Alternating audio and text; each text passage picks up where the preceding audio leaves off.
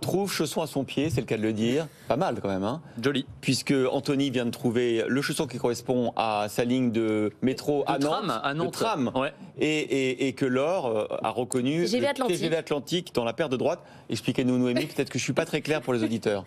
Et oui, rien ne se jette, tous utilisent célèbre phrase de nos grands-parents, tous recyclent même les sièges de transport, c'est le concept de Sans les Plumes, et qui fabrique donc des chaussons urbains à partir de tissus utilisés pour les sièges de métro parisien. Bonjour Frédéric Lagoire. Bonjour. Vous êtes fondateur donc, de Sans les Plumes. C'est en pleine pandémie que vous avez créé cette marque.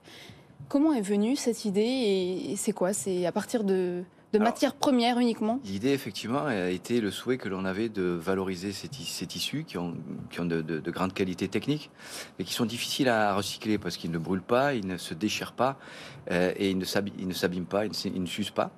Et par conséquent, il a été, pour nous, pendant des années, le sujet, c'était vraiment de pouvoir valoriser ces tissus. Qu'est-ce qu'on fait des chutes, en fait, puisque vous êtes par ailleurs une entreprise qui fait les sièges de compagnies de transport. Vous êtes dit, qu'est-ce que je fais des chutes, en fait? Tout à fait, c'est ça.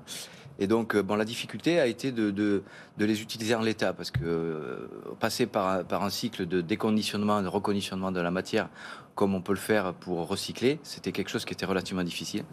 Et pour le coup, on est parti dans cette aventure de les utiliser en l'état. Mais vous l'avez fait seul, vous n'êtes pas dit je vais faire un partenariat avec la RATP ou je vais faire un truc avec la SNCF pour vendre la marque avec, quoi. Comme des produits dérivés. Ben, peut-être que ça viendra. Il n'empêche que pour nous, il était important de pouvoir déjà valider le concept, parce que c'est tout un travail manuel.